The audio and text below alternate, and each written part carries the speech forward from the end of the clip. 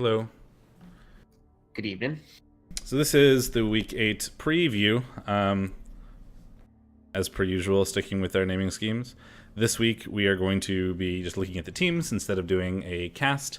And things are starting to get a little exciting, hitting the halfway point in the division, or going past it now, certainly. We are getting to the point where it becomes a lot easier to see what teams are likely in the running for playoff contention.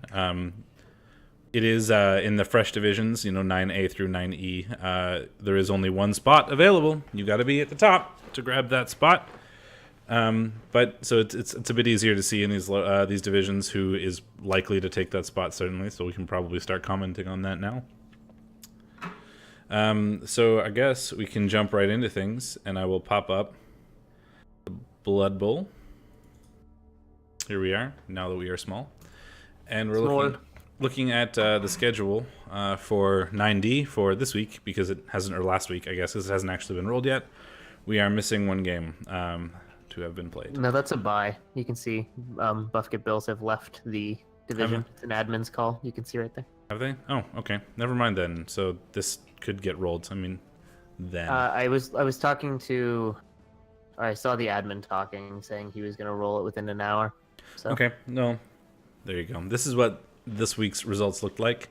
Drat's Rats versus Average Rice Joes. We predicted, I believe, the Skaven to win this, didn't we? Let's see. Or no, we predicted the Lizards. Lizards versus Skaven, we said Lizards. And we were right. 2-0 to the Lizards. We should really start keeping points. We should. We were right with the Lizards. Lizards got 2 touchdowns, 1 interception, interestingly enough. Sixes happen. Yeah, I suppose that's true. Can we see if it was a 6 or not? If it was on... So I think Stunty makes you worse at interceptions as well as passing, so... Oh no, it's only passing. But generally speaking, all of the intercepts that I've seen have either been Croxic or Source intercepts. 17 number breaks. So let's see. 6 KOs, 2 injuries seems pretty typical for Rats, honestly. Yep. Too many Rats broken before they got a chance to get the ball, or too many Rats broken on the Lizard drive makes the defense harder, and then it makes the offense harder, all that kind of stuff. Yeah, didn't have control of the ball too much. Some SPP for the Lizards. MVP on a totally rookie Saurus, which is kind of nice because it's putting him 1 SPP from block. It's a good MVP. It's always nice to get that Saurus SPP, and it was a good development game for him in general. He got 17 SPP, so... yeah, MVP on a line rat, which is not exactly amazing, but it's a thing. Then we have Kislev versus Chaos, Armor Furnace, and Royalton Circus. Oh, this was a tie. Yeah, we predicted Chaos for this. Yeah, so we'll call that a wrong. Yeah, that's a wrong. Resin Beard Moose, the catcher, got MVP. Which is, I mean, one of the players you want SPP on, but he was the rookie before that. The Jump Up Beastman got MVP, so he's at least closer to getting something useful. Mighty Blow. Yeah, with Jump Up, like, it's weird that he took Jump Up initially. Like, if you got so doubles, he's like going like one... really long term, so he can get that Mighty Blow claw piling on, and then have Jump Up. Yeah, but like with Jump Up is not going to do anything for you until you get piling on. I don't agree with the choice. It's too slow. Chaos are really bad early. They can't afford to be greedy. Like, they can't afford to take those doubles just because, like, it just makes you worse that much longer, and it's so much harder to get level 3 than it is to get level 2, you know? Yeah, so, I probably would have taken Dodge if I first rolled doubles there. I would have just taken Mighty Blow. But Dodge isn't bad, yeah. 51 successful blocks for the Chaos, so there's a lot of hits. Not a lot coming out of it, though. They only got 14 armor breaks, and of those 14 armor breaks, they only got 3 KOs and 1 injury, so... Yeah. They couldn't keep the Kislev down, it seems. Just a lot of stuns. Yeah. I saw Leap 100% successful, and then I looked at the armor row below it, so I thought they did 14 leaps for a second. I was like, wait. They did 2, which doesn't seem like a lot. No. You don't need to do a ton of leaps as Kislev if you're playing right. They rolled pretty well on POWs, so the blocks they made counted. Armor Furnace was more average. But that's not terribly unexpected. I mean, we expected Chaos to win, but 1-1 is pretty reasonable. I don't think. Yeah, it could just be that Armor Furnace was going for the 2-1 grind and something went wrong when he tried to equalize, so he had to take the draw. Early Chaos, sometimes it's hard to win. It's easy enough to draw sometimes, but it can be hard to win. Union United and Cheeky Elves, we went wrong again. The Pro Elves beat the High Elves. Did they? Yep. 2-1. We predicted the Pro Elves because of their armor, but we watched this. I have the High Elves being predicted. That's what I meant. The High Elves because of their armor. Right. So we watched this match, or part of it, as you may recall. Quick Draw was playing really well and won it out. So. Yep. Thrower MVP that levels him, which is good, and Alignment MVP, which levels him, which is less good, but it's still a level, certainly. Yeah, their linemen are kind of cheap, but 2 touchdowns, 2 passes. That seems very, very Wood Elf, or very, very Pro Elfy. Whereas the Cheeky Elves had 5 passes and 1 touchdown, which seems less elfy. But those are also the elves that are trying to foul people to death. Though it looks like Quick Draw might have been rolling a little hot. 15 ones to 22 sixes. Cheeky Elves got a kill, though. Like, killed an elf. Yeah, it looks like Union United had some pretty nice dice. Yeah. And Cheeky Elves had the opposite. They rolled 29 ones and 19 sixes. They certainly did. Yeah. They failed. They passed 60% of their going for it's, which is a little rough. They also made 13 though, which is a hell of a lot of GFIs to be making. in that case, you'd expect to fail 2 of them. Right, not but 5. It's still a larger risk to take to make that many. I mean, meanwhile, they've threw 16 dodges and only failed 1 of them. Yeah. Spoiler, by the way, the lineman elf rolled guard, so it's a perfectly great level to pick up. Bombay Week and Here Goes Nothing is a bye week. Ladder Climbers and Las Vegas Lizard Gizzards. We predicted a lizard win, and we have a lizard win. Boom. Making up for that last failure. We got one, boys. That's two failures in a row. Yeah. Skink MVP, less nice. Beastman MVP that levels him, which is at least a level for the Ladder Climbers. Yeah, it's much better. Yeah. Looks like they got 2-1 grinded. They got a lot of SPP. It looks like they punched some people. Yeah, they got 3 injuries. And a kill. And a kill, yeah. So lots of SPP for the Chaos. In fact, more than the Lizards, I think. Yeah, very, very chaosy. Lots of punches and stuff. They got the exact same amount of SPP, 15 each. Very punchy and stuff. But the without the early chaos, it might have been hard to actually score or capitalize on the fact that some of the lizards were down, and there's a pretty good chance that some of those KOs came back. 7 KOs inflicted if they lizards score quickly and they just come back, or if you score and they come back, then that doesn't really help in the long run. When you don't have any skills, really, it's just going to be hard to deal with the Saurus when you don't have a whole lot, because I know that Chaos team isn't well developed. Man, the Lizards threw so many dice. Did they? Yeah, go look. That's a lot of dice. That is elf levels of dice. That's a lot of armor dice. 20 dodges. Yeah, 6 catches. A lot 10 wake up after KOs. What? And 7 KOs were inflicted on them. Yeah, so. jeez. 8 pickup rolls. It's a lot. Looks like it was a hell of a game. Yeah, certainly a lot of dice being thrown in that game. And then Wood Elves versus Dark Elves. Dark Elves. We predicted the Wood Elves would win because Jeff is kicking ass and taking names, and he did win. Yep. Lineman MVP, which levels him. Hopefully you get something good. Blitzer MVP, which also levels him. So that's a Blodge Blitzer who's going to be able to get something else, which is really nice. Tackle is a good option, probably. Or Mighty Blow. Guard, if you can get Mighty Blow is a double. Yeah, if you can get the doubles. Yeah, I probably would go Tackle, maybe. Depends on what the rest of his team is looking like. Really good SPP game for both of them, actually. It seems like they both beat the crap out of each other. 2 KOs inflicted, 2 injuries inflicted, 1 kill inflicted, 4 KOs inflicted, 1 injury inflicted, 1 kill inflicted. This is a brutal. I remember this. Jeff actually PM'd me and said that I should watch this game, but I didn't get a chance to. I was going to do it on my stream on Monday, and I just kind of ran out of time. But he was like, yeah, you should watch this if you like elves beating the crap out of each other. What were his exact words? Let's see if I can find it. Yeah, so spoiler alert, he loses 3 players in the first 2 turns. And if people like Dead Elves, it's a good game to watch. So that should be fun. That should be interesting to watch, certainly. The Shadorra cam goes weird when I look at Discord. It should be back in a second. The huge Jackman Cup signups are live. Everyone go sign up. Nice. They must have figured out what they were going to do with ogres then. I'm looking forward to it. I'm going to go read. We can read the rules on stream maybe after we're done everything else. Yeah. Yeah, so Jeff's in chat, so there you go. 3 elves in the first 2 turns is pretty serious. But pulled out a win, 3-1. So well done, Jeff. It looks like you're playing elves correctly. Yep. So then we want to let's check out the leaderboard and then the teams and then predictions for next week. Sounds good.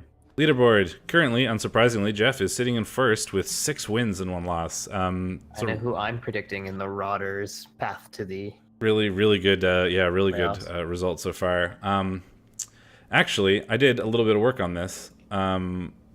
In college last year, I did some Monte Carlo simulation. I'm a math nerd at heart, to try to figure out which team still had chances of making playoffs and stuff. Where I just simulated a bunch of games and tried to get predictions of what final records would look like. And in 78.6% of my simulations, Jeff and the Foul Targets finished first and went to the playoffs. So there you go, math.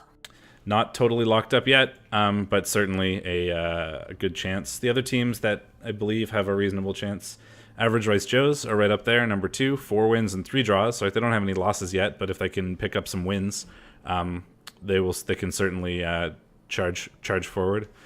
Armor Furnace has a chance. He's not out of it yet. 4-2-1. It's not incredibly likely, but there's a shot. Same with Cheeky Elves, Union United, and Redeemed Dark Elves all have a small chance of making it, but it's like in the 3%, 2%, 0.2% of simulation kind of situations. But they're not out yet. Any teams below that are likely out of the running. So Las Vegas Lizard Gizzards, Here Goes Nothing, Voodoo, Ladder Climbers, Royalton Circus. Although, to be fair, a few of those were replacements a chunk of the way through the league. So you kind of got shouldered with a crap load of admin losses to start with, which makes making the playoffs difficult. Yep, it definitely does. But there's always next year, you know? Mm-hmm. And you could beat Jeff's team up before he gets to go if you haven't played him yet. So yeah, I think a portion of that was like taking into account who happens to get buys coming up, right? If it might be the other division that I'm thinking of, but I suppose I can always just look. Anyway, do you want to get into the teams? Sure. Quickly before you do that, do you Metal is looking for people to help with the cup? Sure. Do you want to do? Yeah. What time is it? The cup? It starts at like 7 or 8 p.m. your time, I think. Yeah, I'll do it. It's fine. And it's on the 21st, right? Yeah, that Friday. So not or 20th. So it's not this weekend. Okay, should be good. Anyway, into these teams. First is Union United, coached by Quick Draw. We still get that Blodge Step Blitzer. We've got the Tackle Blitzer. The catcher has picked up Pass Block, which I think is really interesting. That's not a skill I've ever seen taken seriously before. It's true. I mean, if you're going to put it on someone, Pro Elf Catcher makes a lot of sense. Yeah, I mean, they're Agi 4, they're at Movement 8, they're very likely to get into positions where they can actually do pass block stuff. And it's also, there's a reasonable amount of elves and like passy-esque teams in this division, and it's you don't necessarily need to use it for the pass block, the actual intercept action. You can use it for just moving, right? Like getting your catcher a free dodge out of wherever. Well, it's not free, you have to roll the dodge, but like getting your catcher out of danger or getting him closer to the touchdown line or whatever. it's certainly like you can use it. It's similar arguments I've seen for people who take kickoff return on like people who are likely to do blocks, because you can just kind of no one ever said that you needed to move towards the ball with kickoff return. You can just move into someone's tackle zone and then punch them. Like it's kind of similar idea with pass block, I think, right? Like you can use it for pass blocking, we can also just use it to get a few extra movement squares. Yeah, I mean, it'll be really interesting. I want to see how he tries to utilize it. Yeah, and then Agi 4 is certainly really good. And then Catch lets you re-roll it. Nerves of Steel, you can ignore tackle zones. Like if you're going to take it on anyone, to actually use it for intercepting, using it on a pro of catcher is probably the one to take it on. Yeah, exactly. Kickoff return on the LOS in a wide zone, just running forward, and you can base someone with it. It's I've seen it done. It's really funny. Lineman has picked up dodge. Lineman has picked up guard, and that's certainly a good piece. Huge, yeah. I mean, he's got a oh really my god! nice looking team. What else is huge is the Agi 5 thrower.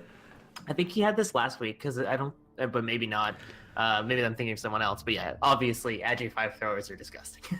Yeah, pro off Agi 5 thrower.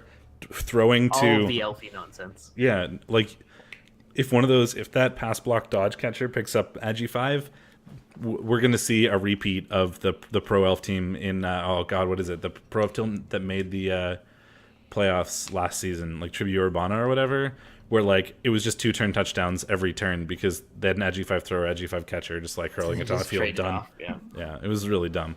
But wow, that's a good looking pro elf team. For sure. Next, we'll move on to the Lizards. I guess we didn't talk about Quick Draw's record. 4-1-2, really strong first season. He's right at the top of the leaderboard. He's been doing really like well. We said, not out of the running yet, certainly. And then we have Average Rice's Average Rice Joes. So we've got a Guard Croxagore, a Mighty Blow Blocksaurus, a Mighty Blowsaurus, and a Blocksaurus. So they're starting to get a bit of that Saurus development. They're certainly pretty average lizards. Yep, elected to go for the diving tackle as the first level 3 skink.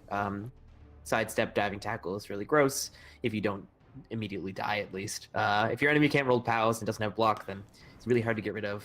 Can be a real problem if you can stick them on the ball, so it's really nice. They're super annoying, but also, man, skinks are so expensive. They don't live long, but that's fine. It's a 100k skink. And you're so pleased when your 100k skink goes splat, because then you have 100k less TV. Well, 40k, but whatever. Yeah. So that's always cool. Yeah, it's looking good. He went a kind of more aggressive Mighty Blow opening that I don't tend to use, but I know he's doing this, and so is Vulpus and Kulta, and they've been making it work. So that's good for them. Yep. And like we said, he's undefeated, 4 wins, 3 draws, second place in the division, and the best other contender for first place if he can pull out a couple more wins. I have him at 14.4% at finishing first in the division. Well, there we go. And then we have Armor Furnace, who is also doing extremely well. So we're starting with the division leaders for sure. And man, he is doing that Chaos Mighty Blow spam. Well, he's not doing it everywhere. He's sort of picked 2 players. Well, he's picked 1 Beastman. Like instead of going with the, you want killers on Chaos. That's how Chaos works. Instead of going for the block Mighty Blow Claw sort of safe route, he's just going for the build the kill skills first and then get block afterwards. Right, so he's building 2 Chaos Warriors as killers with Mighty Blow. He's building 1 as his Blitzy killer with 1 Beastman as his Blitzy killer with Mighty Blow, and then they'll get Claw next, and then block afterwards. Whereas that Chaos Warrior that picked up block first is likely to get Guard next, probably. Yeah, you turn them into the Guard support pieces. Mm-hmm. I've normally seen Chaos go more for a 3-in-1 distribution of Chaos Warriors. So that is 1 killer Chaos Warrior, 3 support Chaos Warriors, and then building a few killer Beastmen. I do 2-in-2, but I'm also Nurgle instead. We talked about the jump up already. I think that's a little weird. I mean, I understand you don't want to waste the double or whatever, and like, once you get jump, you don't want jump up until you get piling on. But like, jump up is not going to be till your 4th skill. Piling on is probably not going to be till the 3rd or 4th. Jump up isn't worthless. It's just like it doesn't add a lot of value, and it's going to be a hell of a long time before you get piling on, right? So Yeah, I mean it's not worthless, but like that's an extra 10 KTV over a regular skill, and it could have been dodge or something, right? Like that could have been dodge and then block, and then you have a blodge ball carrier, right? Yeah, he's also running 4 rerolls, which is pretty heavy for this point. I get why he's doing it, though. Now he's at the point of block where I think it's less debatably good and getting into debatably bloaty. So Yeah, maybe think about dropping it. I would drop it the first game. It was going to cause me to give away serious inducements. Yeah, probably. But as he is at 1390, which I think might be one of the higher ones in the division, certainly. Yeah. So, but yeah, depending on what his next matchups are, maybe he's not as worried about that. So, he's just looking for more of the reliability. And for statistics, he's 4-2-1, so similar record to the average race Joe's. Just gave away 1 loss, but yeah, he's doing really well. Rex agrees with me in that first doubles would have been dodge, and then he becomes a ball carrier. Yeah, but he plays rats. What the fuck does he know? He knows things about rats. I have armor furnace as a 1.6%, so like they're not likely, but it's possible if you basically win your games and Jeff starts to lose. Armor slow has a chance of finishing first, certainly still. And then Cheeky Elves, another 4-2-1 team, so a lot of similar records in vying for second. Unfortunately, there's only 1 playoff spot for the lower rungs, but honestly, going to the playoffs at this TV level might be more damaging than it is beneficial for your team. Especially since you're likely to play the REL 1, G-Man 1 type teams. Oh, do they do reverse seeding? They do the same seeding as College League? I think so. I'm not 100% sure on that, but I know they do buys, so they kind of have to do some sort of seeding because of the first place in each of the divisions gets a buy. Yeah, and I think ultimately playing like that, setting up your playoffs so that the games are a little more lopsided, makes it so that your games later on in the playoffs will be more exciting because you don't really want your best players being eliminated early on. No, not with the at all. best teams. So it makes a lot of sense to give them a little bit of benefit for having played so well, and B, well, and the other thing is you don't want better games for later on in the playoffs, especially since there are multiple teams coming from the same division, right? Like in the first, I think there's 5 teams that go to playoffs from Division 1 in REL, G-Man, like almost the entire and division goes. It's like 5 or 6 teams from REL 1, G-Man 1, and Big O 1 that go. So if it was random, there's a reasonable chance that you just play somebody in the first round that was in your division, and that's just kind of boring. It's like, I've already played this guy, time to play him again, right? Anyway, Cheeky Elves, Polly the Pusher has picked up Sidestep, I think, which is good because Polly the Pusher tends to be on the sidelines, considering Polly the Pusher is built for pushing.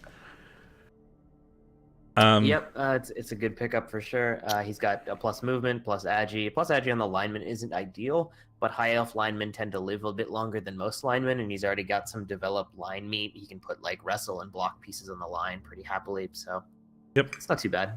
It's a catching option besides the catcher, essentially, or a throwing option besides one of the 2 throwers. You can kind of do either as Agi 5. Plus, the dodges are a lot more. He can dodge sort of into tackles and stuff if he needs to, so he can always. You can build an Agi 5 elf in a lot of different ways, and considering it's his first skill, he's not already stuck in one of those ways, so he can sort of decide what his team is missing and move it forward from there, whether you want like another sort of thrower piece or catcher piece or like a cage diving piece, or if you roll guard, if you roll doubles, you could have a super mobile guard piece, which would be really nice. There's a lot of things you could do with the plus Agi lineman. Yeah, we've seen these skills before. Wrestle, dirty player block. I think the catcher is new, or not. Well, not new, but like he didn't start with one. No, because I remember seeing leggy before. But anyway, yeah, it's a good looking team. And then next up is Here Goes Nothing's eyesore of a goblin team. Missed the record. That's 4-2-1. I talked about it. Oh, well, I didn't hear you. Get fucked. Also a chance to make the playoffs still. It's around the similar percentage, but 2. Not very high, but with that record, as long as you win and the foul targets start losing, you can make it. So no despair yet. Yeah, Here Goes Nothing and Atomics, Atomax. I don't know how you want that said.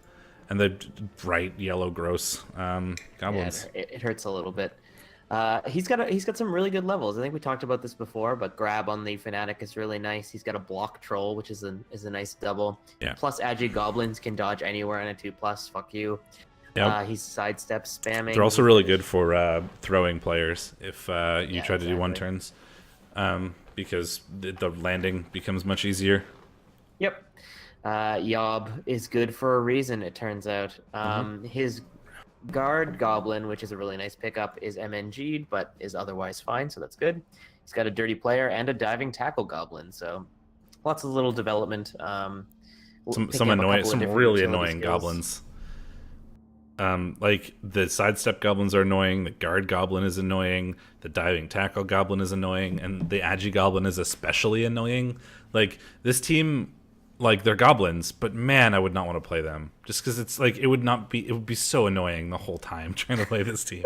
It's like I understand. Like fall over, go where I want you to. Like stop dodging everywhere. Like you just you'd probably win, right? Because it's goblins, but God, it would be so annoying to play this team. It's like this team is gross in more ways than one. Yeah, hopefully he has a better second season. His first season was a bit rough at 2, 2, and 4. I think he's actually 1, 3, and 4. I think there's like some admin shenanigans going on there. I think he might have been a replacement. So, yeah, a fun-looking team. I look forward to maybe casting one of his games. Redeemed Dark Elves, coached by Moya. This is the assassin elves that we love so much. We do love them. And I had been informed immediately after posting that Stab does not give SPP. Yeah. Sadly. Yeah, I saw that. I think we came to the conclusion that it did not during the stream, if I recall correctly. But I do not. We did watch one of his games, and we saw that he tried pretty hard to like hand off to the assassins and stuff to try and get them to score.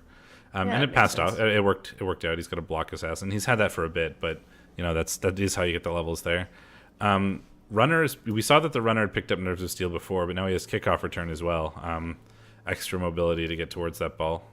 Yeah, kickoff return is a nice skill. You don't need it as much on elves because they're pretty speedy. The runner's movement 7, but it's still nice to have. Yeah, it's definitely a ball carrier skill along with like sure hands or dodge or whatever. And I feel like he's likely not trying to score on the runner as often.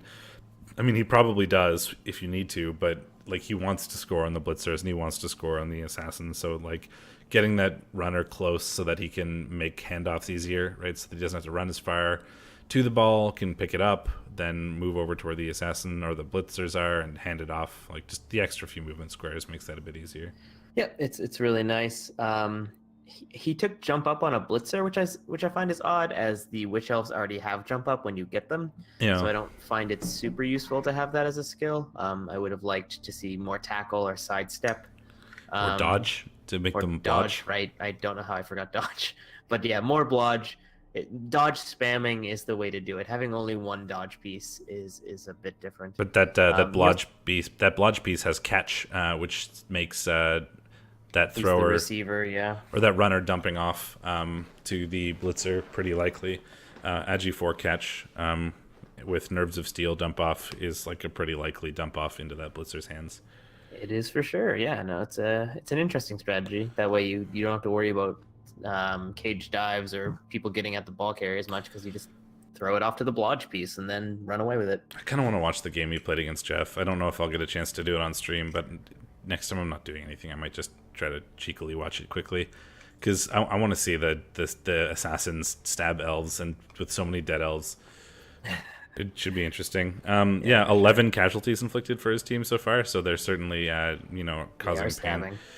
4 wins, 3 draws, 2 losses. They are still technically in it, but they only made it to the top of the division 0.2% of the time in my simulations. So 4-3-2 is also not their actual record. Their actual record is 4-1-2. Oh, so okay.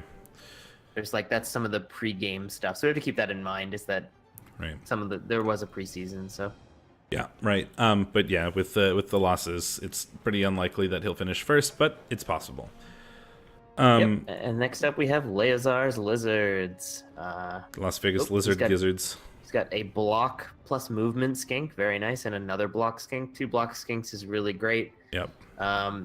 You don't So a plus movement skink, usually you want to build them into a one-turner, but it turns out a plus movement ball carrier. So a movement 9 block ball carrier is pretty good. It's really good. A movement 9 blodge ball carrier is really good. Exactly. He's got a block mighty blowsaurus, so he's starting to build a killer. He's got a block saurus. He's missing out on a little bit of saurus SPP, but he's within a cas of 2 of them also having blocks, so that's pretty nice. It's a little unfortunate. I think like I would rather have 4 blocksaurus than a blocksaurus and a block mighty blowsaurus this early. But you can't really control. So it doesn't matter. That's true. You can't really control where your MVPs go, but it's a little annoying. You'd like to get more blocks spread out, but that's the way these things go. It can be hard to get all those saurus up, but once you do, once all those saurus have block, that sort of like 13 to 1400 kind of TV-esque is sort of the sweet spot for lizards. Yep, that's when they're the strongest relative to other teams generally. They still have their strength advantage before guard spam becomes a thing, and they've got lots of block and good blocking skills before Claw Mighty Blow becomes a thing. So 3-1-3 potentially. I'm not sure what their actual record is. 3-1-3, I think. Still. It is indeed 3-1-3. 7 games played, so that makes a lot of sense. Yep. So that's unfortunately too low on the wins count to get them in first place with the games that we have left. So you will probably not see Leazar in the playoffs this round, but unless everyone's computer explodes and they can't play in the playoffs. Yeah, but there's a chance. Well, not really, but next season, now that you've got, well, it's good for development, right? And like you're having fun. and now, next season, once you've got a bit more block, you've still got 6 more games or whatever to, five more games left to develop up those lizards and get some more block and stuff. Good stuff. Foul targets, Jeff, currently the division leader and my favorite to be the playoff contender from this division. Yes, very, very likely to be at 6 wins, 1 loss. Is this a new tree? No, I think he's had it for a bit. Two games. Yeah. So this is about the point where you'd think about picking up a tree, especially if your team is as healthy as this one happens to be. It's new since we last did a team review thing. Last time we would have looked at this team, you wouldn't have had the tree if you only played 2, because last week we did. It's true. It's true. He's got the tackle strip ball war dancer. Perfect. He's got a plus Agi sidestep one. Also amazing. Gross. I mean, Agi 5 can just go wherever it wants. Sleeps on a 2+. Blodge catcher. Yep. Pretty standard pickups for catcher. He's picked up a thrower too. The thrower's got to be new. He's only played 1. Yeah. You don't often see people pick up wood elf throwers near the start. It's a thing you get later. And look, he's got his now, so he can start getting development and make those stupid wood elf passing nonsense plays. Yep, you can get the long bong silver going on. Yep. He's already made 2 passes, so he's working on it. That's where his 2 SPP come from. So he's got 2 linemen with dodge, 2 linemen with block. So the block are probably for securing the edges of the rule of 5 setup, something like that, or maybe even the line fodder. No, they have to be line fodder with the. It could go either way. You put a dodge one. Yeah, he's got like a really nice setup. He's got the dodge pieces to be really annoying. He's been using them really well, obviously. So we haven't watched any of his games yet, I don't think. So we should do that next week for sure. I want to watch this game against the Dark Elves, but that probably won't happen. Wood Elf linemen tend to die because they're kind of expendable, so you don't see them get that many skills that often, but the skills they do get tend to be like block, wrestle, dodge, unless one of them gets guard, and then you protect them for dear life because they're important. It's a bit unfortunate that he hasn't had one yet, but the block and dodge will keep them alive longer, certainly. Yep, and he's got the plus Agi one, which is, the plus Agi war dancer makes up for the fact that he doesn't have any guard yet, for sure. And once you have tackle strip ball, guard is less important because you don't care if it's red dice because you're usually taking the ball away anyway. So,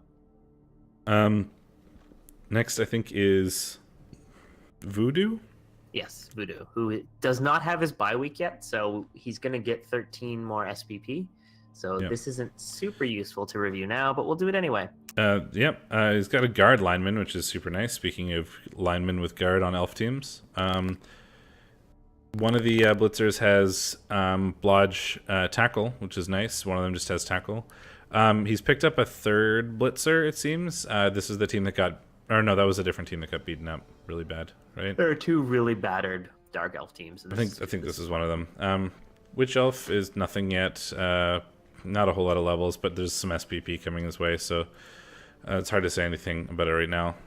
Yep, and he was a replacement, so he also has had like a bit of a rough start to it, but he's developing well. Yeah, his actual games that he's played in this division are he's 1 win, 1 draw, but then there was a bunch of admin losses or whatever. So not likely to make the playoffs just because of the, got inserted into the league later, but that happens. Yeah, hopefully his next season is a little bit better, and he is a bit more in contention for playoffs. Yep. Another replacement is Drat's Rats by Sir Kodiak. Skaven. Yep.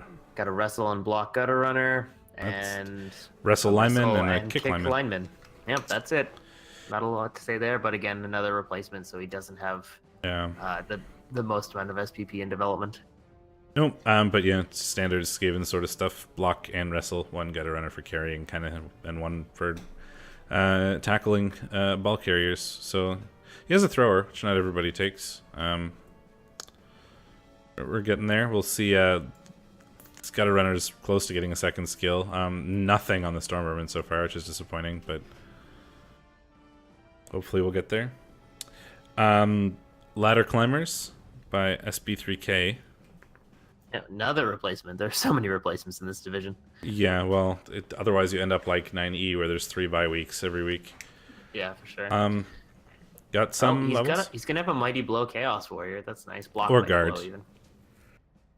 But I mean, where you don't have any Mighty Blow, I'd probably go Mighty Blow first. I would take it. Tackle on a Beastman first. I would certainly take Mighty Blow on that level, but guard is an option. It wouldn't be bad. Yeah, tackle's a bit weird, but there are a lot of dodgy teams in this division. Elves, rats. Like, having 1 is certainly not bad, especially if you expected to play a bunch of, elfy teams shortly. Yeah, but there isn't a ton of blodge. I guess there's some blodge. I don't know. The problem with just tackle is that it's not a very reliable skill by itself, so it's not something you prioritize in terms of blitzing unless it's like a desperate situation. So just kick is fine as a first skill on chaos. You don't really find it as much later. Yeah, you wait till later because it's a luxury on chaos, and where you're so slow to develop, you kind of need the control and blocking skills and killing skills more than you need the kick. So yeah, you don't always see it. It's just what, like you said, it's a luxury. You especially don't see it on Nurgle because you don't have the linemen basically to do it. You generally will have 2 or 3 rotters on the field at a time, and you just can't always have a free player to give it to. It's more common on Chaos certainly because you have more Beastmen. You just don't put that one on the line because you have 3 others to put on the line. So it's a bit better on it's better on Chaos than it is on some other bashy teams because you have so many linemen. Like, they're not really linemen, they're Beastmen, but you're linemen-esque players. Yeah, for sure. Yeah. Just long-term kind of style. Well, if you were building long-term, I wouldn't take tackle because tackle is for dealing with this division right now. Yeah. Where I think he means the kick stuff. Oh, the kick, yeah, I guess so. 1 win, 2 losses in this division so far, but as a replacement, going to be really hard for him to. It's basically impossible to. This is just for developing this season, so. Yep, and lastly in this division, we got Royalton Circus, Kislev, another replacement team, so not a whole lot, both in terms of development and playoff chances. But Red-Eyed Rich, the Blitzer, has picked up block, which is good because you finally have some block on the team. And the Blitzers are, surprise, surprise, going to be doing a lot of the blitzing. So having block is kind of nice. Yeah, he's picked up an extra blitzer before he gets, unless this is just a move around. I feel like he should be prioritizing getting rerolls at this point. He can buy another reroll right now. He has enough money. Yeah, so that will be nice. He's going to put his TV at 13-10 already, which is pretty impressive because he's got a 13-man roster. Oh, and he's got a bear and 2 blitzers, and the blitzers are 110k. They're expensive. Kislev players are very pricey. Yeah, Yeah. But they're Unfortunately, good. the blitzers are really good, so that's fine. 2 wrestle linemen, certainly not bad. Reasonable Plus, lineman Agi skill. lineman is also great. That's Turns him amazing. into a pseudo catcher without the strength missing, but and the armor as well. So Well, it's a 2+ leap. Leap is a Agi skill, and they have very long legs. So, like, Agi on Kislev is worth so much more than it is on other, like, human-esque teams, just because you can make the leap so much more reliable, and you don't have to spend the rerolls as often, which is really nice. He's got 1 win and 2 losses or 1 draw and 2 losses in the game in this division so far, plus the admin losses and stuff. So, not likely to make it. Well, basically impossible to make it, but get some development for next season. Certainly should work out for you. Yep. So let's move on to the predictions. Yep. So first we have Drats Rats and Foul Targets. Well, that one seems pretty straightforward to me. I gotta give it to Jeff and the Foul Targets. They are dominating this division, and I don't expect that to change anytime soon. Agreed. Redeemed Dark Elves get a bye. Yes. Voodoo and Las Vegas Lizard Gizzards. This one is closer. These 2 teams are more, closer in the standings. Not a whole lot of development on either side yet. Voodoo got beaten up a little bit, but they've kind of recovered. And the Las Vegas Lizard Gizzards don't have... They've got that nice Mighty Blow Blitzer for taking out some of the Armor 7 pieces that Voodoo's got. I think he's got the Thrower and the Runner. Or, never mind, there is no Thrower. So yes, he's only got 1... Oh, he's got the Witch Elf. Right, he doesn't even have any Armor 7 pieces other than the Witch Elf. But the Witch Elf doesn't have block yet. So if the Mighty Blow block Saurus can ever find that Witch Elf, he's going to put her into the dirt. Yeah. Hard to say. I wouldn't be surprised. I'm going to give it to the Lizards, but it's a pretty narrow call. I wouldn't be surprised if it's a tie. But if I have to pick one, I think I will give it to the Lizards. But I will hedge my bets and say that if it's a tie, I am also correct. You don't get to pick 2 options. Can I just pick tie? You can pick tie. I'll pick tie then. I pick that Las Vegas Lizard Gizzards and Voodoo ends up as a tie. I didn't think we're allowed to pick ties. These are prediction. If we're wrong when it is a tie, that means you can predict that it's a tie. Okay, fair enough. Though I am ruling. These are our rules, I guess. Yeah. Anytime we pick contested teams, and they tie, that counts as a win for both of us. There are a lot of scenarios that lead to us winning. Don't worry about it too much. Fair enough. Then we have Here Goes Nothing versus Ladder Climbers. So the Here Goes Nothing still have a bye week pending, so they will get more SPP. And they're a really annoying goblin team. Yeah, that's true. But they are still goblins. Yeah. So on the one hand, they're goblins. On the other hand, they're really annoying, and the way you beat goblins is, either force them to score quickly or score quickly. And I don't know if the ladder climbers have the tools to do that yet. They've got the movement 7 Beastmen. That's pretty nice. They do have tackle. They're going to have a block Mighty Blow piece, so they might be able to just attrition the goblins to death if the goblins can't get nice chainsaw hits on the really important pieces here. But because it would please me, it would be funny. I really want the goblins to win, so I'm going to predict the goblins. I'm going to predict the goblins too, mostly because I just don't think that the Chaos have the... Wait, actually, hang on. What are the TVs like? Because the Goblin is 1090, and what is the Ladder Climbers? They're 1290, actually. So the Goblins still get bribes. 200k. Yeah. Yeah. No, more than that, because they're 50k bribes, because they're goblins. Yeah, 4 bribes. Yeah, so... But probably 3 bribes. I wouldn't be surprised. He's got all secret weapons, I think. I think I will give that. I don't think he's the Bombardier. I'm gonna give that to Goblins. The Bombardier, the Fanatic, and the Lunatic. It's weird, but I think it's fun, so I'm gonna go with the Goblins. All right. Bombay Week and Cheeky Elves. I predict the bye week. No, Elves. Obviously, it's a bye week. Armor Furnace and Union United. So that's the Chaos team that's doing well. The Quick Draws. Pro Elf team with the new Agi 5 thrower. Will that make enough of a difference? 1380. Well, so the other thing to which is consider is that 1390. Slow is really bloated right now. So he's got Mighty Blow, but he doesn't have any Mighty Blow block. So his blocks aren't incredibly reliable. Yeah, but there isn't a whole lot of block on the elf team either. It's only the blitzers. It's true, but he's going to go down with the ship, as it were. Yeah, I don't know. I kind of want to give it to Quick Draw, but if he experiences a lot of Mighty Blow attrition, it could easily go for the Chaos. My heart says tie, but my brain says that pro elves don't tie. Yeah, so pro elves don't tie. I think I will have to give it to Union United. Like, but that's a a very high inflection at the end of that. I wouldn't be surprised if Armor Furnace won, but I'm going to give it to Union United. I mean, it's going to come down to injury rolls in a lot of cases. I think so. Royalton Circus and Average Race Joe's. This is the. He's a really solid coach, Jeff. I that's kind of why I'm like I've watched a couple of his games at this point. I've seen Armor Furnace play too. They're both good. Both teams played at the same skill level.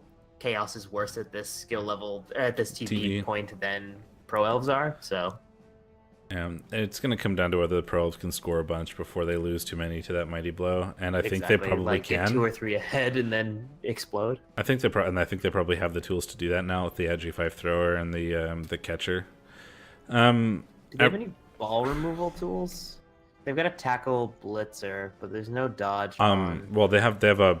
Well, it's the block that matters, right? Like, the Chaos has no block other than one Chaos Warrior, and they're probably not going to carry with the Chaos Warrior. They have some block on their Beastmen. So they're going to carry on one of the block Beastmen. You're thinking of the wrong one, yeah. So there is a wrestle piece, so he can take the ball away with the wrestle piece, but he doesn't have a lot of sacking options. We'll see. It's going to be an interesting game, to say the least. Doesn't matter. Like, let the Chaos score, then score in 2 turns. It's fine. You don't really need to take it from them. Yeah, agreed. And then Average Race Joe's versus the Kislev. I'll give that to the Average Race Joe's. I think it's a slightly more developed Blizzard team. They've got some block, some Mighty Blow. The diving tackle is probably going to be annoying on Kislev. Guard Crocs. Yeah, I mean, the Kislev could totally pull it out. But they don't have the blocking skills to really go toe-to-toe, and all that Mighty Blow is going to do some damage to their Armor 8, so... Yeah, the Average Race Joes are also currently second in the division, right? Yeah, and there's no strip ball yet on the blitzers or kill skills, so it's harder for them to take the ball away from the skinks, even, just because the skinks will just hide. So yeah, I'm going to give it to the Lizards, but it would be cool to see a Kislev win, for sure. Certainly. Let's move on to 9E. Bomp. Schedule. This is the week coming up because it has been rolled. So this one might go a bit faster because there's a lot of bye weeks. Well, the first one is Bye versus Bye, so that really cuts into it. But yeah. Then we have Negron Nut Punchers versus Archangel's Will. So the Wood Elves beat the Dark Elves, which is what we predicted. Yeah. Good job, us. 2-1. Looks like a good game though. Yeah. MVP on the War Dancer, which is nice.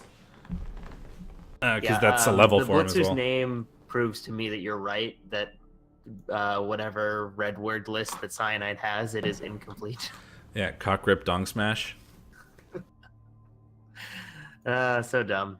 He picked up Mighty Blow, by the way, so that's a nice double for him to get. That is good. That's really good. Yeah, both MVPs went to really valuable players. Leveling up a Blitzer and a War Dancer, respectively, is really nice. Looks like Archangel had control for most of the game. They had similar amounts of KOs inflicted. Archangel killed someone. They both passed twice, so it looks like the Wood Elves just kind of controlled the game a bit more. Yeah, it looked like it was. Yeah, it was an Elfie-esque game, and it turns out Wood Elves are better elves than Dark Elves at elf stuff. Yeah, they really have to rely on their armor and being able to punch people. Yeah, more block available with the 4 blitzers instead of just 2 War Dancers. Yeah, it looks like they tried to stab things 6 times and only succeeded twice, so that's pretty unlucky. Oh. They should expect to succeed more like 3 times. I guess it's not that bad. 42% is the expected armor rate. No, actually, no, that's about average. Never mind. I can't math. Liverpool 1-0 against the Chew Toys. We predicted the Dwarves would win for this, so we were correct. Longbeard MVP, close, one step closer to guard. Zombie MVP on the dirty player, so that's not really ideal. But No, that's the last thing you want for sure. you could give him kick, I guess, because you probably don't want the dirty player on the line either. Yeah, but... you're gonna do kick dirty player probably. Let's see. We got 22 armor breaks for the Dwarves and 4 for the Chew Toys. So yeah, I mean, it looks like the Dwarves kicked the ever-living shit out of the Chew Toys. 82 successful blocks. It's such a big number. I've never seen that many blocks in a game before. Yeah, and SPP is 5 for the Chew Toys and 16 for the Elves. So. Yeah, 4 injuries inflicted. Like they got dwarfed. Like they just got caught up in all the Dwarves, got the crap beaten out of them, and then lost 4 players and couldn't, recover at that point. Yeah. Sounds like it's similar to my game in Miners this week, where you just lose too many players and you can't do anything for the second half. Hey Ben, do you know what game is up next? Broken Boys and Desnot Knockers. Do you know what we predicted? I believe you predicted the Snot Knockers, and I said, in reality, I want the Orcs, or I think the Orcs will win, but I want the Khemri to win because I like the Khemri team. Just accept that you were wrong. I mean, yeah, okay, I was wrong, but I will preface that by saying that the 100% of the reason why I picked the Khemri is because I think the Khemri team is fun. It wasn't because I expected them to win. Yeah, 82 blocks. Just lay down. That's just stay down. just don't get up. Why you gotta make me keep hitting you?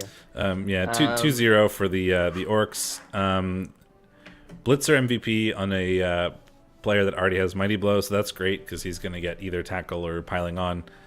Blitzra also got an MVP, but that didn't level him. Broken Boys sustained a death. Looks like they're starting to become broken. They did inflict an injury. I feel like all of their SPP was on one guy. I got 7. I mean, Orcs versus Khemri is hard because Khemri really want to pitch clear. You can't. It like the armor is too much to deal with. They really want to pitch control, I should say. But yeah, the Orcs can just punch with you, and it's not a big deal. Yeah, and the Strength 5 isn't as oppressive because of the Black Orcs and all the guard. And you also have some cheap line Orcs with armor 9 that you can just stick on Tomb Guardians. So if you can get the Tomb Guardians isolated, they just become useless, and then you have way better players than the Khemri do. So sure. Happens. Not surprised. Not surprised. Morley, why do you know so much about this game? What are you doing? You're the Undead team. You don't look at the inferior Skeleton Boys. We have One Cheese versus Friendship is Massacre. Did we predict? We predicted the Skaven. Yeah, we did. We predicted against Morley, and we were right.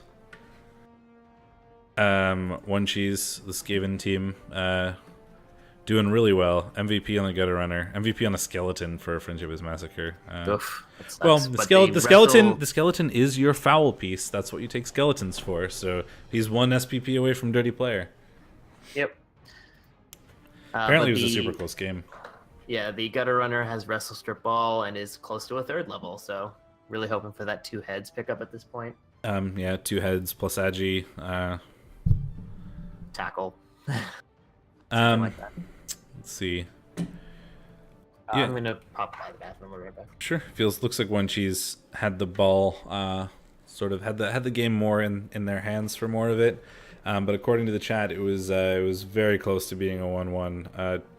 2 injuries inflicted by the Undead. None on the other side. 4 KOs inflicted. So not terribly surprising at how these things go.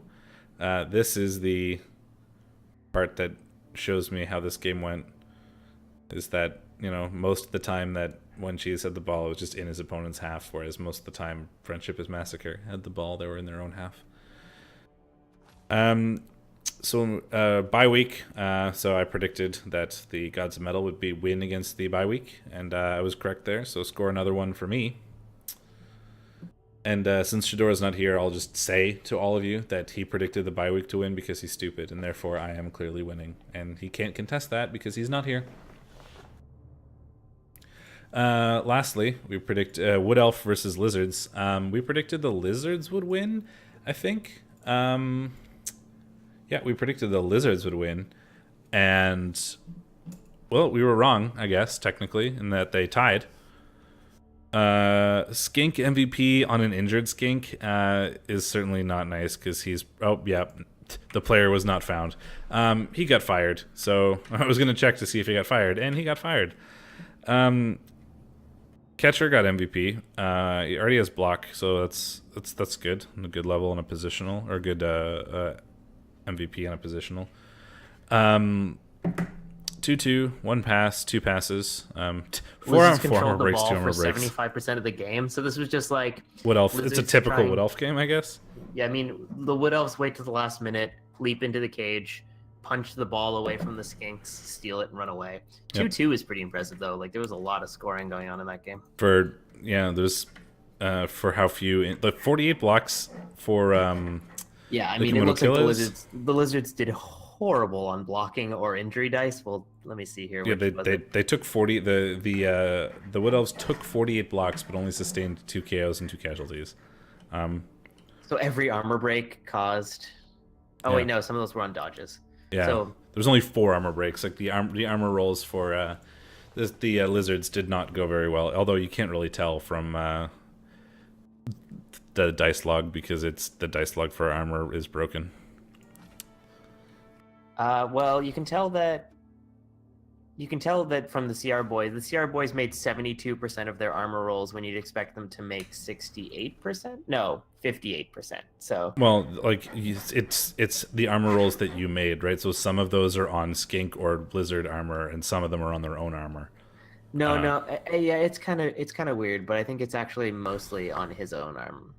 Because you roll your own armor if you get knocked down, but they from a dodge or a GFI, but they roll your armor. No, because that's what I thought too, but it doesn't make any sense. Like the Lizards have 15 total armor rolls, which like in their dice log, which means that they're rolling against their own. That's for blocks received, because mathematically it doesn't work out. Like they made 40 something blocks and they only rolled armor 15 times. Like it doesn't work. So I think it's the other way around. Like if you look at CR Boyce's armor rolls, you can see that he made 25 armor rolls and he succeeded 18 of them. So that means his armor held up a lot more often than it ought to have. But yeah. It looks like there's about 19 like actual knockdowns, probably from the Lizards. Anyway, either way, looks like it was a hell of a game. Yes. Yeah, the Lizards couldn't POW to save their lives. No, they got some, but not that many. Okay, so leaderboard. Similar to the other division, similar to 9D, we have one team that's sort of in charge of things, and that is Rex Longbone and One Cheese. His record is even better than Jeff's. Yeah, actually. It is 6-1-0. So that is my prediction for the playoff qualifier from Division 9E is Rex Longbone and One Cheese. To give you the numbers that I ran quickly today, in 81.4% of my simulations, One Cheese and Rex Longbone finished top of the division. So most likely to make it to the playoffs from this division. Other options are Komodo Killers up there with 5-2, Broken Boys, the Desnot Nakas, Friendship is Massacre, and Archangel's Will are all sort of still in it in some way, shape, or form for the number of games they've played. Other teams are more likely. There's potential. Like I think for CR Boys, there's a very outside chance, but like it's so infrequent that it didn't really show up in my simulations. So I didn't actually write what our prediction for Wood Elf versus Lizard was. I did. You have one? Yep, it was Lizard. We were correct. No, it was a tie. Oh, right. Sorry, we were wrong, but it was we almost correct. Yeah. So the most likely candidate for me is One Cheese, and the second most likely candidate I think is Desnot Nakas and the Orcs. They have the same record as the Komodo Killers, but they actually have some bye weeks coming up, if I recall correctly. Whereas the Lizards don't. Lizards have one. Sierra Boys is saying he has 2 buys coming up as well, but I think he's a little too far down the list to be a reasonable candidate. It's possible, but it's an outside chance. For sure. But still, this is a really heavily contested division. The Does Not Knockers really still fun to have 2 bye weeks coming up that they haven't actually had yet, and the Komodo Killers only have 1 left. So that's why I think there's a slight higher chance for the Orcs to make it over the Lizards, just because they're going to get 2 free wins, whereas the Lizards only have 1 coming their way. Yep. I don't think you do either. You are Chew Toys, CR Boys, then Does Not Knockas, and then Broken Boys, Komodo Killers, and Negron Nut Punches. So no, you do not have any bye weeks left, One Cheese, Rex Longbone. So you have to fight your way through. But you're currently at the top, and you have done well in the games you have played. So I'm, still my prediction. So let's go through the teams, starting with Archangel's Will. Yep. So Strip Ball War Dancer, Sidestep Mighty Blow War Dancer. The Mighty so Blow good. War Dancer is really nice. I mean, It's it's a blodge step Mighty Blow War Dancer. Like, you can blitz people at will, and then not really be too worried about getting knocked over because blodge step. And you've even got that guard lineman to help you sort of blitz the person you want to blitz. Super good. I mean, he's going to be blitzing with Gwyn Blide every turn. So yeah. Nameless the catcher is gross. He's got movement 9. He's got sprint, so he can almost natural 1 turn. Yep. He just needs 1 push. He's a better He's pro got elf block catcher and now. Nerves of Steel. So he's just like for going in, scooping up the ball, and hurling it away. Nerves nice of player. Steel doesn't matter for pickups. No, but it matters for the pass. So the point is, you can just run. He can run to the end zone. right. People mark him up, and he can just catch it and run away. Yeah, it doesn't matter. He can just catch and then dodge out and leave, and it doesn't matter how many people they mark him up with, really, other than for the dodging part. But it doesn't affect the pass chances at all because of Nerves of Steel, and he's also hard to blitz over because of blodge. And he also is worth as much as a War Dancer. Mighty Blow Sidestep War Dancer. Worth it, man. That's a good catcher. That's a good catcher. For sure. Other catcher, no levels yet. Thrower's got accurate, which to make that even better is that you now have Agi 4 pass accurate throwing to an Agi 4 catch Nerves of Steel. So definitely elf shenanigan passing plays here. Block lineman, wrestle lineman, kick lineman, guard lineman. All really good skills for elves to have. There you Lots go. of utility. And he's doing well. Like we said, he was a bit of middle of the pack. 4-4-3. Still within range, striking range of the top of the table, but it will be difficult going forward, I think. He would need people to start losing, certainly. Essentially, yeah, is how it works. For anybody who isn't within, a game or two of whoever, for anybody who isn't within a game, basically, of the top team, you need to hope that the top team starts losing. Yep. Next up is Abnormal's Chew Toys. So he's had a bit of a rough go at it. He's only won 1 game, 2 draws. Necromantic can have a lot of early trouble, especially if they get into a bit of a death spiral. He's got a block werewolf, which I think he had before. He did, yeah. 1 SPP away from another block werewolf, so always good pickups. You really want to get levels on those quickly so they're more reliable, and also so that you can start getting levels on them and recycling them rather if they don't roll Mighty Blow or a stat or something like that. So nothing on the flesh golems. Not even a whole lot of SPP, sadly. But flesh really golems hard don't to level them. Yeah, they don't need a whole lot. Like, they need block, and then you're basically sort of done. You don't really care about them at that point. They hold up players. They are annoying. The block makes them less likely to fall over. Yeah, Morley, if you're talking about the whites, it's not unusual for 1 to go Mighty Blow, but where they're your first levels in your team and you don't have any other guard or any prices anywhere near guard, yeah, I agree. I would go guard. I want both whites. I'd like at least 1, sometimes 2. Mighty Blow is fine, especially in a Perpetual League where Mighty Blow is more used for leveling rather than like helping you win. it's fine, especially on 1 to take it, but you need guard. You absolutely need guard to win, and the best pieces to have it on generally is a white. So I would have taken guard as one of those mighty blows, but I probably would have done at least one mighty blow, one guard.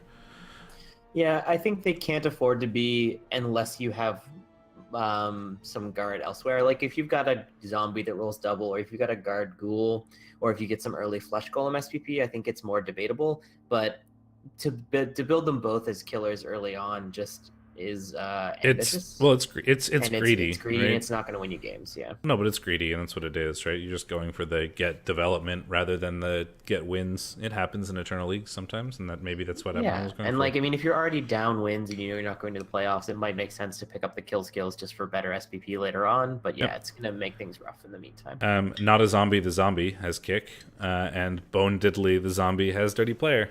So pretty typical. First 2 skills for zombies, you grab kick, you grab dirty player, and then you grab dirty player, and then you grab dirty player, and then you grab dirty player. And then we have the Snot Knockers. He only has 2 rerolls, so he probably wants to consider getting a 3rd one soon, but he doesn't have any money, likely because he had to replace some good players. Yeah. Moving on. Yep. You ruined my segue. I know, but I needed to talk about it because it was important. It's a good talking point. You're right. Is Hogstench. Pretty lean orc team, though he only has 10 players. I can count. So he's getting a loner, but that still only puts him at what, 1290? It's pretty low for orcs. They usually tend to blow it up pretty fast. He's already got a Mighty Blow piling on Blitzer. Really nice to pick up that early. And he's got a Tackle Mighty Blow jump up soon to be piling on Blitzer as well on Vorg to Choppa. So yeah, that's still really nasty killers. 19 SPP away though, so he's a chunk away from getting it, which is why I don't like it happens. Yeah, and I understand it. But he's been doing well with it, so we have to credit where credit is due. It's also the jump up again. I understand why people do it, but I find that it just seems so slow to me. Like, it doesn't help you very much, or like you might get 1 or 2 good uses out of it throughout an entire game, until you get piling on. It's amazing with piling on.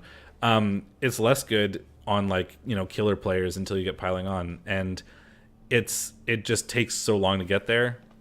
If piling on becomes your 4th skill or something, I would take jump up. I mean, I don't know that I would have taken tackle first. I probably would have gone mighty blow, but skill level, the 3rd skill, that's fine because you're already pretty close to piling on, and jump up makes piling on so much better. I find this one much less questionable than the.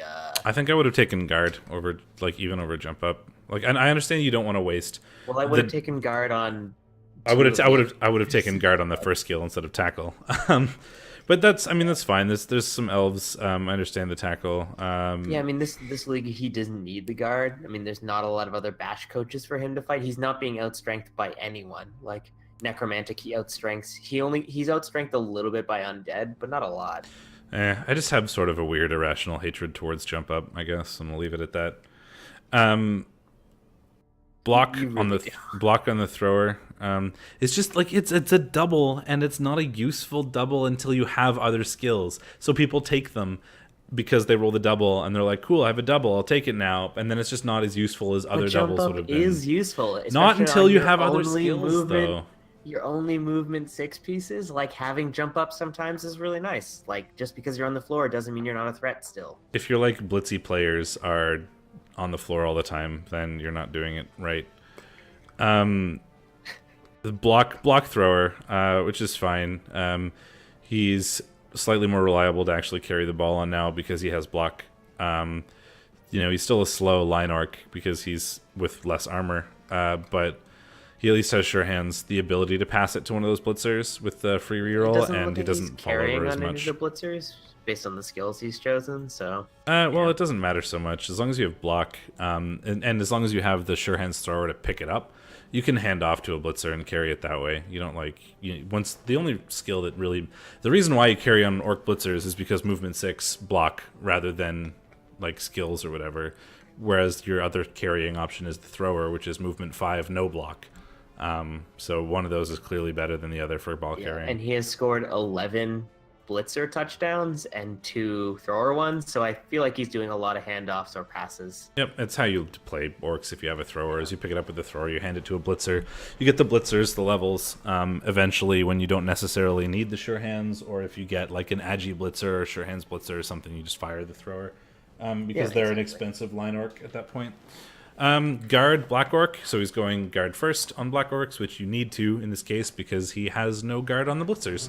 And that's fine. Some people will do guard on the blitzers first and then like block on the Black Orcs. Some people will do guard on the Black Orcs and then like kill skills on the blitzers. As long as you get some guard somewhere, I'm okay with it. 5 wins and 2 draws. So, you know, as we've said, he's clearly doing well. Probably my most likely pick to come second, or if One Cheese does not make it, my second choice would be Hogstench, I think. It's Hogstench or Vulpus and Culta, I think. With Shizzlebob being probably out of the running with 2 losses, but it's hard to tell. We have CR Boys Giant Stags.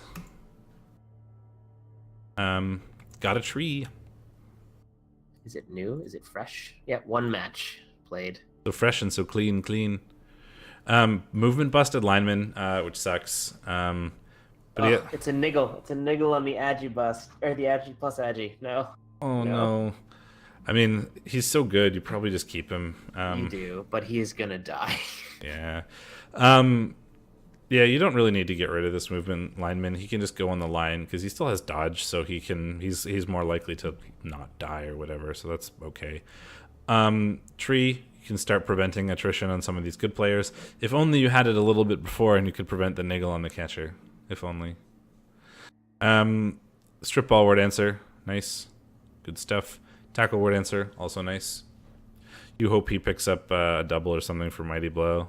Strip ball guy is your definite cage diver, you know. Agi is good on him, certainly. Or strength. Tackle is you've good got all there, the too. tools you need to be annoying. Yeah, it's looking pretty good. Kick lineman. Need the good first skill for lineman. It's essential in word answers to pick up kick. Or on wood it is certainly Sorry. essential in word answers to pick up kick. Secret memes. No, anyway. We won't get into that. Block catcher. So he is blodged now. Keeps him on his feet a lot easier when you chuck them into the end zone to throw balls at. And we have a wrestle plus agi catcher who is also really good, but is niggled. So that's sad.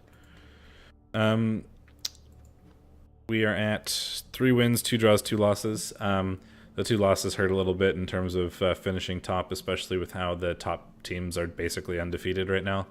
But you know, there's a shot at it if things go super wrong for the top teams, basically. Yeah, I would just focus on development, pick up that 3rd reroll, get the ward answers a few more levels, and pray for some doubles so you don't have to recycle them. Yeah. He does have a bye week, like you said, so he will be back before. He doesn't actually miss a game, which is really nice. That is really nice. And you can get some more SPP on hopefully the correct players. Maybe if you're really lucky, you'll get a little bit of free SPP on the tree. It's always nice to pick up something early on them. Grab, probably. If you can get really lucky and get block, they become so good. Just because even with take root, even if you roll take root on a block roll, you still get to make the block anyway. And you can 3-die so many players. Like any strength 3 player can be 3-died with 1 assist. So they can, with block, they become really not very scary to throw blocks with at all, which is super nice. Komodo Killers and Vulpes and Culta. He's got a plus strength Saurus and a Bloxigor. Right, we knew about the Bloxigor. Yeah. I also have a Bloxigor now, so I'm in club. I'm in that elite club, though. He got KO'd in turn 1 of his first game with block and came back. Oh my on turn god, 14. that is the best thing. Rex says he once had a plus movement block multi-block tree. That's so good. That's so good. Multi-block is funny. No, multi-block's amazing on trees, man. They're strength 6. Yeah, I mean, but you're then pushing 2 players away from you. But that's fine. You're still getting pretty easy 2-die blocks on strength 3 players, but now you're doing 2 of them and you have block. Anyway, Croxigor with block and guard, super good. Plus strength Saurus is also really good. Yeah, you could do some cheesy things. You could turn him into a ball, like a sacker, ball hawk, by like Break going tackle. break tackle, wrestle, tackle, strip ball. Like that would Yeah. be really cheesy. I don't know if I would do that with a Saurus. Break tackle. Strength 5 It's probably is better a to turn him into a more of a control tool, like making him a second big guy, like getting block guard, yeah. or block break tackle, mighty blow tackle, like turning him just into like a crazy blitzer. Strength 5 break tackle is a 4+ dodge into a 1-die block on a standard cage with 0 assists. And which, no one taking away assists from the corners. Yeah, Yes. yeah, which is It's a 4+ rock you, not a 3+. 3+ is strength 6. Yeah.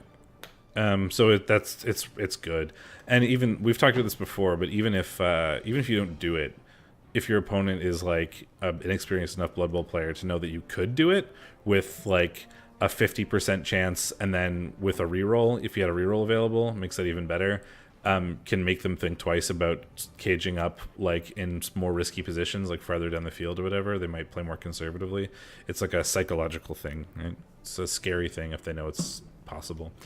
Diving tackle, sidestep skink, pretty standard skink levels. Not too bloaty on the skinks yet, which is nice. Yeah, for sure. It's a well developing team. Plus, strength this early on isn't going to help him level super quickly, but I mean, obviously, it's so nice you take it, of course. So. I have an ogre team in spin that is a whole bunch of break tackle. It's super nice. Just like move ogres wherever you want. It's great. There was that break tackle bug for a bit where you could literally move them wherever you wanted. That team also has an Agi 3 ogre, which I really like. So he's got 5 wins, 2 draws. This is another team that's pretty up there. They're currently in second, and they have or tied for second at least. Yeah, it's really going to be a punch out between Hogstench, Vulpes, and Longbow. The only thing I'd say is that Vulpes has 1 bye week coming up, whereas Hogstench still has 2. So there's and Rex has 0. Yeah.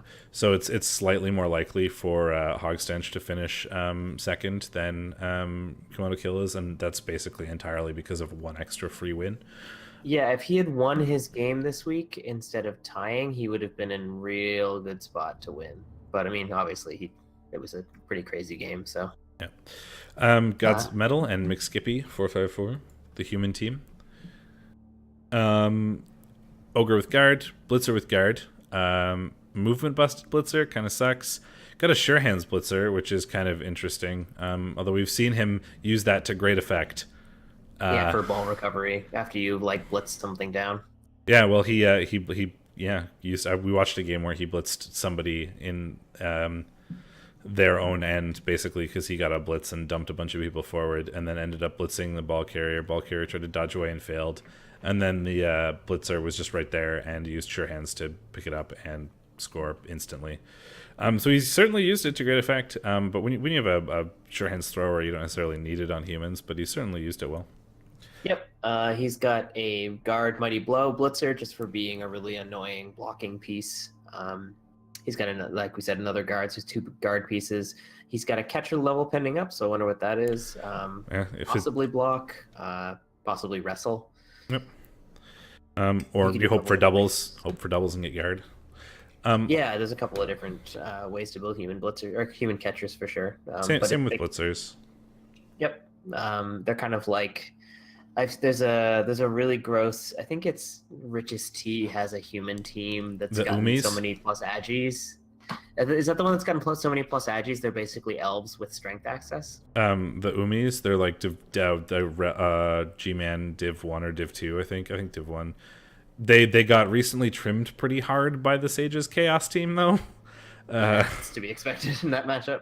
Yeah, Dave Mustaine, the thrower, has got accurate, but we've seen that before. It makes him a bit better for passing. You kind of need that when you're throwing Agi 3. It makes you kind of pseudo Agi 4, in that it's just +1. And passes fall off so quickly. You really need those pluses if you want to make any sort of reasonable distance passes. Lineman with block, totally fine. Throw some more block onto your team. Seems good to me.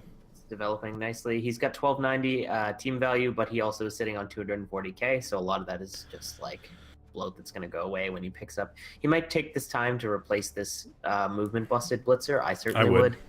Replace the blitzer, get an Apo. You're looking in a pretty good spot. Yeah, that's 140, which drops you down to 100. So it gets rid of all the money you need while still having a bit of a bank. You replace you replace the movement 6 and you pick up your Apo. Seems like the plan forward to me if I were McSkippy. Next up is Morley and his stat monster undead team. Yeah. So for all the people that were hating on the movement 4, we now have movement 4 with guard. So screw you guys. That mummy also has guard now, which is what you need mummies for. So boom. We had a follow-up discussion indirectly about this mummy on the REBBL Discord the other day, actually, because someone else was asking about, one of the mentors was asking about giving movement to movement 3 guys, and it spawned basically the whole conversation over again. Yeah. Yeah, the only thing I'd say was not good about it is that it slowed down guard, but now you have guard, so it doesn't matter anymore, and now you get the benefits of plus movement, and you have the 2 guard mummies, which is super good. Yep. Plus Agi White and a plus Agi Ghoul are both disgusting. The Ghoul in particular, because now that's an Agi 4 Blodge Ghoul, which is really gross. Geez. Yeah, that's an Agi 4 Blodge Ghoul. I don't know what else to say. It's such a good piece. He's gonna do work in picking up the ball, leaving, not getting knocked over. Build your own ward answer, basically. Yeah, getting there. Just you'll have less skills at the end of it. It's dirty player zombie. Yeah, seems fine. It's either you take dirty player or kick. You got dirty player. Cool. Yep, and he's 4-1 and 2. So probably not in contention for the top spot because this division is filled with tryhards, but doing pretty well. There's a There's chance. not a lot of undead teams in higher divisions, so I hope that this one becomes like such a stat freak that it just can actually keep up. There's not a lot of undead teams in general. Like there are very few undead teams. There are 0, I think Metal said, in any of the upper divisions of any of the leagues. Yeah, it's just for some reason not a popular team right now, which is weird. They fade off like late game unless you get a ton of stat ups. So and you got them, so there you go. And you're not out. 4-1 and 2 is good enough to be at the top of the division. You just have to. Once again, it's one of the things where you need to win. Like basically all of your games, and you need like 1 cheese to probably lose. But it's just you're not out in let's see, 1.2% of my simulations you finish top of the division.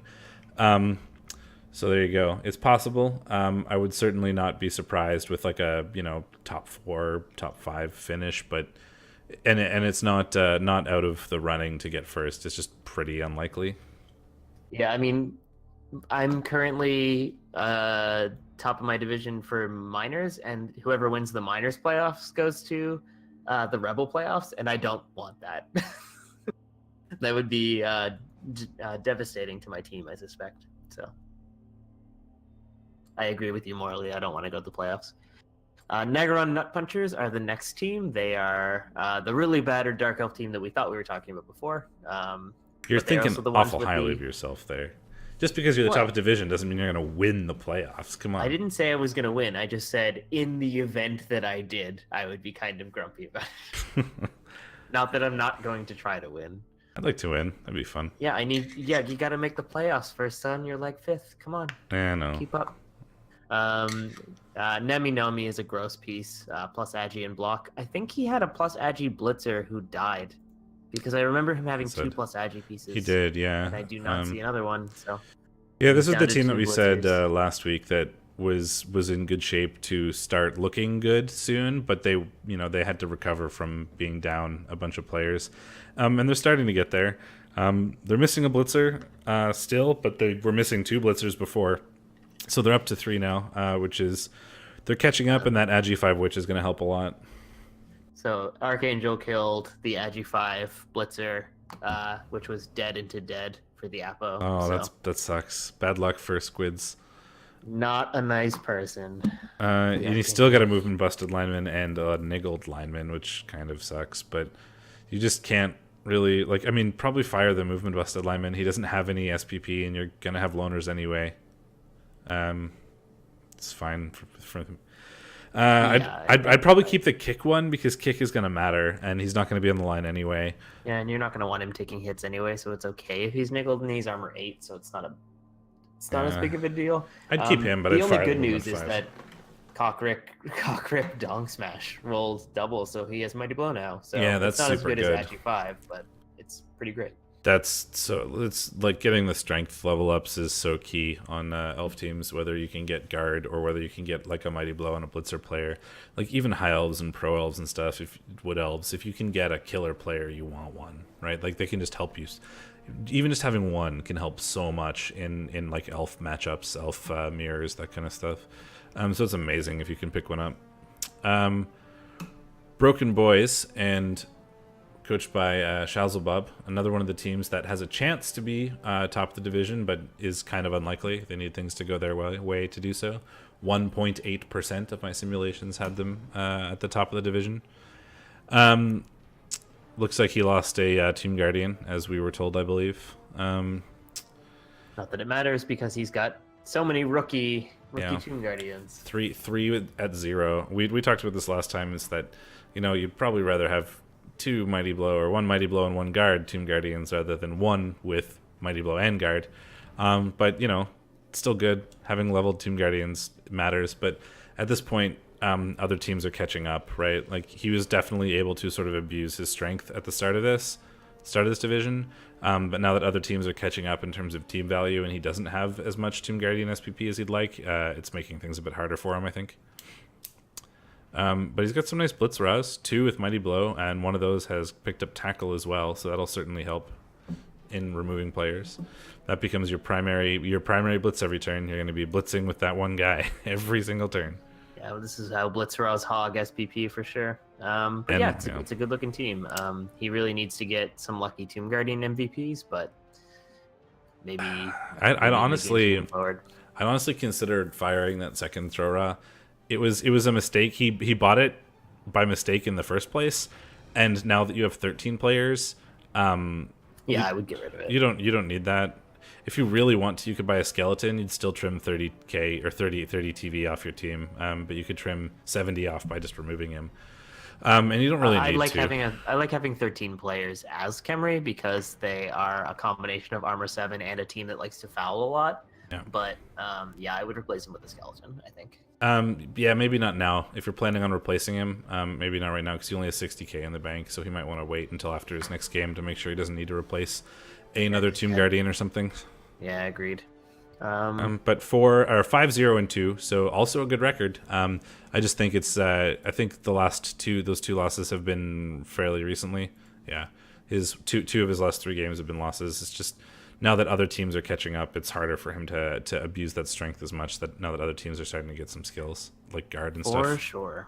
And then we have Liverpool with Razor Sharp, who is another replacement team from from REBBL, in fact. He's got a plus strength runner, which I think is funny, but also it's a good ball carrier. Yeah, makes it hard. Like you'd like to pick up block on that runner because he's the only player in your team without block, and he's one of like 2 players on your team or 3 if you have both Troll Slayers that have armor 8, and one of the only players who is capable of picking up the ball. So he's a huge target, and having block makes him so much less likely to go down. But you just don't pass up that plus strength. Yeah, for sure. I mean, like it's really good on a character you want carrying the ball, and he's already 15 out of 16 anyway, so he's gonna get blocked really soon. Unless he gets Agi, and then he'll be a vampire. Yeah, just a movement 6. I guess vampires are movement 6, armor 8. He's in fact exactly a vampire, except no bloodlust, sure hands, and thick skull, and no regen. And no hypnotic gaze, of course.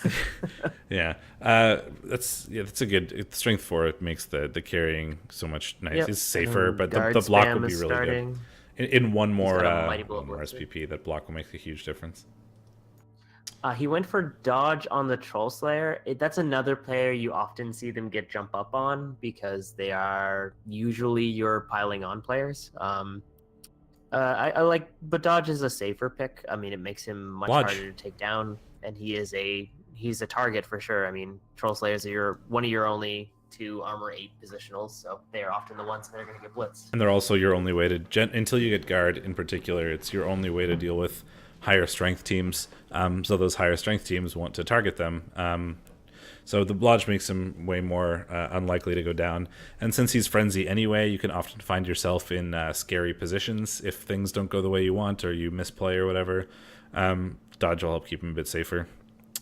And started the guard spam as predicted. Well, we've got 3 Longbeards that are, a casualty away from picking up a level, so they'll all probably get guard. It's how dwarves dwarfily, man. And that is the last team, so we'll move on to our predictions for next week. Mm-hmm. Let's see. So in the Spa bye week versus Desnot Knockers, I predict that Desnot Knockers will win. Because it's a bye week. 2 toys versus 1 cheese. That is almost certainly going to the Skaven. Yep, I would also predict 1 cheese in that. Yeah, Chew Toys can potentially have the tools to deal with this Skaven speed. He's got Mighty Blow. He's going to punch. I mean, I think he's going to cause some attrition, but I think Rex Longbone will win either way. Yeah, the Chew Toys have Mighty Blow, and they also have the werewolves that can keep up with the Skaven, so the run to space strategy doesn't work as well because the werewolves will still be able to threaten you a little bit. But I think that 1 cheese is good enough that he'll be able to play around that. It's just you can't rely on the movement 9 as much against Necro as you can on other teams. If you get the ball away from a movement 6 team and just run, they'll never get it back ever.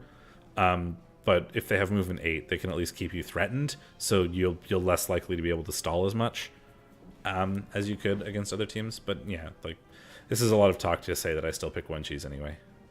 Yep, and then there are 2 Wood Elf buys, and then Dark Elves. The broken Dark Elves versus the Lizards. I would give that to the Lizards. Oh, I screwed up this simulation a little bit. I accidentally had that set as a bye week, and it shouldn't have been. Not that it made a difference in the long run, I think, but I will have to rerun those numbers. So, caveat, the Komodo kill is 1.4%, might be a bit lower or higher than expected. I mean, it can't get higher than a buy, so it's going to go lower. No, I had it set to be a buy for the Negro and Nut Punchers for some reason. Just because it was all copy pasted code from other places, and I screwed up the paste, I guess. So potentially a little bit higher for the Komodo kill is on the 1.4% I had predicted. Probably the 1.8-ish that the other teams were at. Anyway. So this is the first hard call, I think. Dwarves versus humans.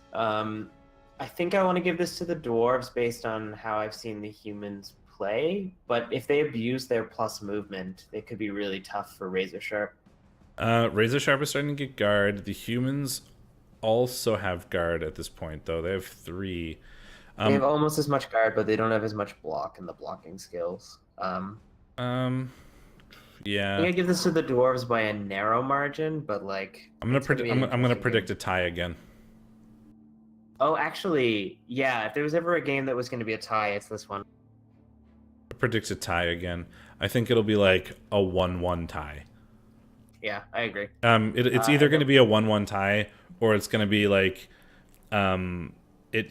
there's the off chance that the Gods of Metal get super lucky with a blitz or something, and they can abuse the movement to score a sneaky 1 or 2 turn-esque touchdown like they did against the team that the Undead or Necro that we watched when we watched against Morally, the Undead. They sneaky 1 or 2 turn-esque thing, but that's only a super off chance. I will predict a tie there, I think. Then we have Khemri versus Undead, Morally versus Shizzlebob. Oh man, mummy, guard. Only 1 guard. I give this to Morley. You can feed zombies to the Tomb Guardians because they don't have Mighty Blow, so they're not very likely to punch a hole in them. He's got the strength to keep up. He's got guard. He's got like good blocking tools. He's got the Agi 4. Yeah, I like Morally for this. Yeah, heart says tie, brain says Morally, I think, in the same way, for the same reasons. Especially now that you have two. You have two guard Tomb Guardians, quote, whereas he only has one. So that is going to make a difference. Certainly your strength matters a bit more, and the fact that yours is always going to be benefiting the players around you, and his won't. And you have the zombies to tie up Tomb Guardians pretty easily if you can manage to pull that off. So the 4 Tomb Guardian advantage is kind of withered to like a 1 Tomb Guardian advantage in the fact that you also have guard. Like I think the extra guard maybe like kind of cancels out a Tomb Guardian. So only 1 strength 5 player advantage I don't think is enough to pull it out over Undead. So I will give that to Morley as well. I think he's got the tools to deal with it. Yeah, and that you can keep the you can keep up with the Tomb Guardians with your movement 4 mummy, because now they're the same movement. Bit of news: REL 9E has a new reserve as of just now. Gale, who is not on the list yet. I don't see them at least. Let me get out of here and try it. And 9D has rolled, so we can see where that SPP went real quick. Yeah, I don't see him in there yet, but there is apparently a new player. That's exciting. Is saying. And let's look at 9D real quick. What was the team that it was? It's whoever's playing Buff Get Bill. So it was the Goblins and Voodoo both got SPP. So the Goblins got a level. They certainly did. What did it show? On a regular, or no, on a Sure Feet Goblin. So sprint maybe.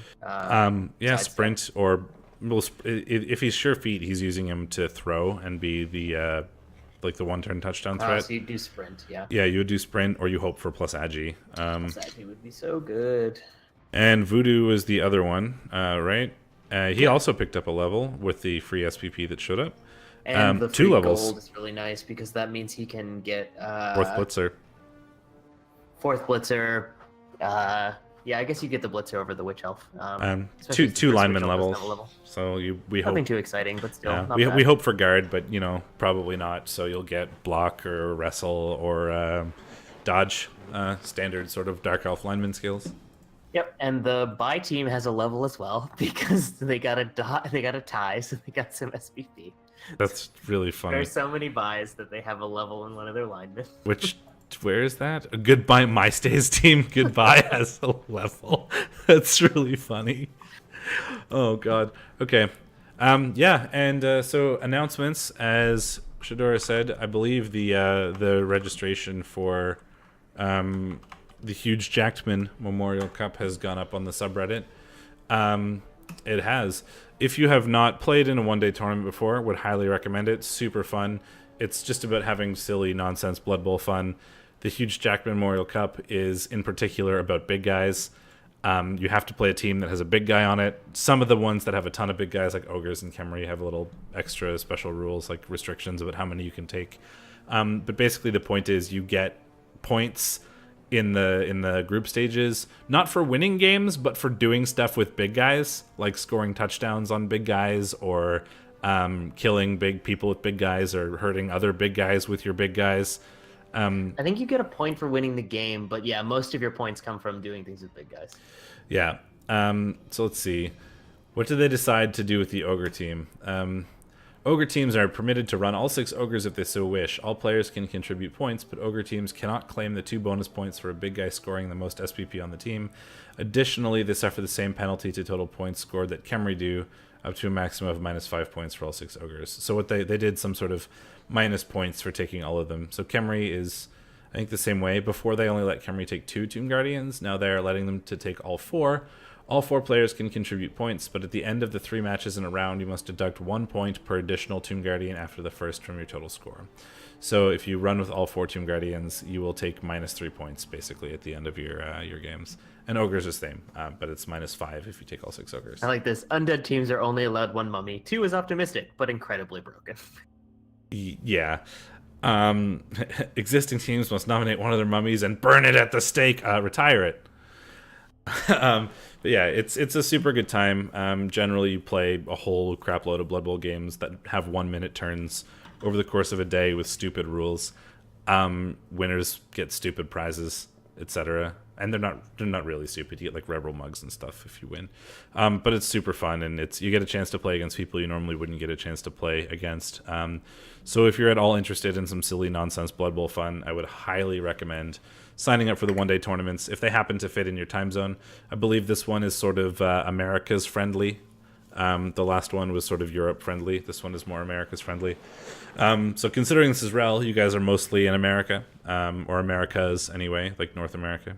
Highly suggest you sign up for the one-day tournaments. The Huge Jackman Memorial Cup comes up on the 20th, I believe, is the day that it takes place. But the sign-ups are up now. I think you should do it. I'll be doing it. Shadorra will be doing it. Maybe you'll get to play us. It'll be fun. Yeah. Yeah. Anyway. Don't you want to play your recappers? Wouldn't it be fun? Yeah. And that's that for this week. Things are getting a little bit tight in these divisions, getting to the point where it's easier to predict who's going to make it to the playoffs. And it looks like we have our sort of front runners in both divisions. So we'll see if that shakes up at all going forward. But yeah, we're certainly getting into the time where talking about playoffs is an exciting thing that can happen. And the playoffs are such a good time. If this is your first sort of game or your first experience in REBBL, playoffs are hype. You should watch people stream the playoffs. It's so fun. It's so good. Very, very exciting. So if you missed parts of this that you would like to see, they will be up on YouTube likely tomorrow, whenever I get a chance to edit this and put it up. And we will be back next Wednesday with our week 9. And that will be a replay viewing week.